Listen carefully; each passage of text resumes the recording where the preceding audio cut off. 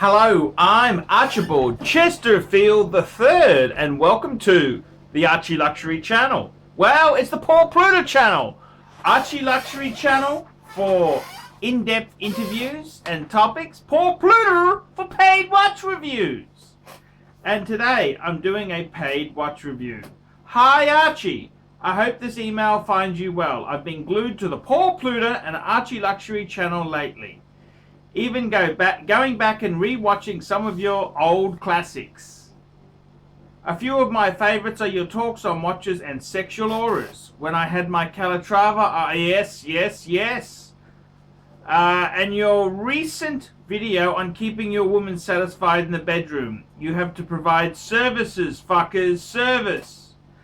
You've got some great material out there. About 2 to 3 weeks ago, I sent you a donation of $20, and indeed, I really hope you keep up your great work. I had humbly requested a collection review and your advice on flipping my two-tone plus my 1680 plus cash for a 116618. Is it possible this slipped through your cracks, as I know you are constantly busy with multiple things? Are you still available to provide a review and some advice? Me and my mates are anxiously awaiting your video. I currently own a 1680 white Submariner in good working order with multiple Rolex Service Center replacement parts as it was fully serviced in 2001. A GMT BLNR, a 116613 bluesy, and a 116660 deep blue. I am finishing my last couple of months of anesthesia residency, and I'll be moving on to a fellowship in cardiac anesthesia. Cardiac anesthesia. What the fuck? I'm in my early 30s. Lately, I've had the itch to reduce my watch collection down to 2 or 3 watches and to add some precious metal. What is your opinion on my collection and your advice for me possibly flipping a few steel stunners for the solid gold fuck off Submariner?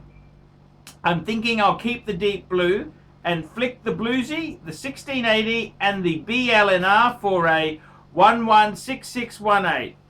Maybe add the BLRO later or a white gold sub. I've attached some pics to you, Archie. Thank you very much for your time. Wowzers.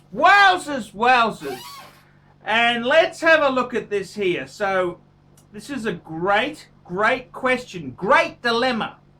What do I think? And I gotta be completely honest with you.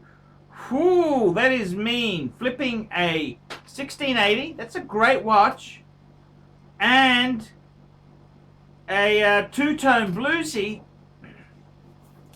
that's a modern bluesy. I think this is a bad deal. This is not a good deal, okay? It's shit. My advice to you would be that if you sold those 2 pieces off, you could very nicely get a used solid gold Submariner. My honest advice to you, I think you would find, I own the solid gold sub, but I also had the use of a friend's two-tone bluesy sub. So I had my solid gold and I had a two-tone blue sub. I was wearing the two-tone. It just felt better because the solid gold sub, yes, it's wonderful, solid gold, it's for that sugar daddy look. It's delicate, it's soft metal, you're constantly scared of damaging the fucking thing.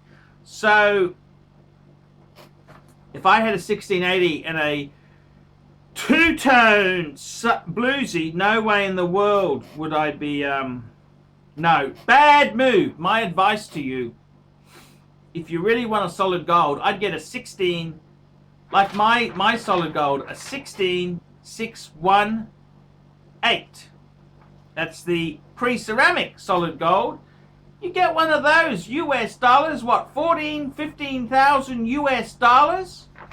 That would be the way I'd be going. Huge retail on those solid golds, but they plummet. They really drop. And they aren't the strongest thing. When you actually have one, it's like having a Bentley. You think, I'd love to have a Bentley. But then again, you can't go down the shop to fucking buy milk with it because some cunt will scratch the fucking thing.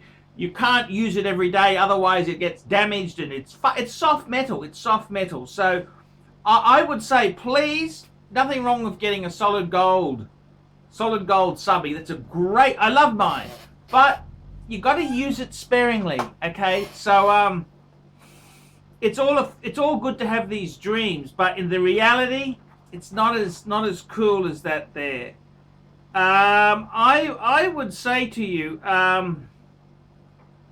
you got a great collection. It's a wonderful collection. You got a what do you got here? You've got a 1680 white, beautiful watch. A GMT, wonderful piece. Two-tone bluesy, and a deep sea. Man, that's a really good collection. I think you're going to regret selling those pieces off to get a solid gold sub. I would seriously, perhaps, you know, you can, I understand, but I wouldn't be selling off those at a used price and paying fucking full retail for a solid gold sub. Very nasty thing to do. Have a talk to my good mate Kenny Nguyen from Jewelers on Time. See what he can do for you if you're really keen. But I think the solid gold sub is not something you really want to wear every day. It's soft metal, very soft. It's like fucking chocolate. So that's my view there.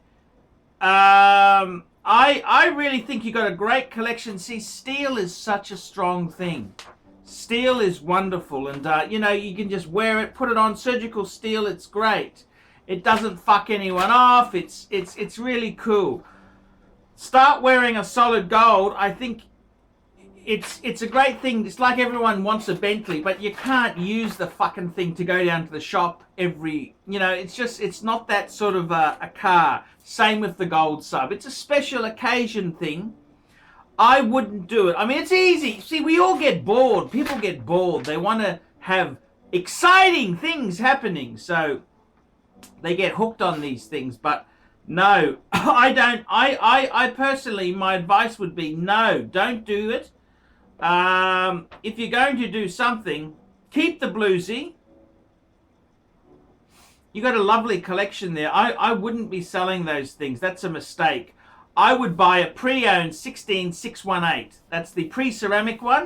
You get one of those, 14, 15,000 US, 16 for an absolute stunner. That'd be the best way to go, okay? That'd really be the best way. Don't sell.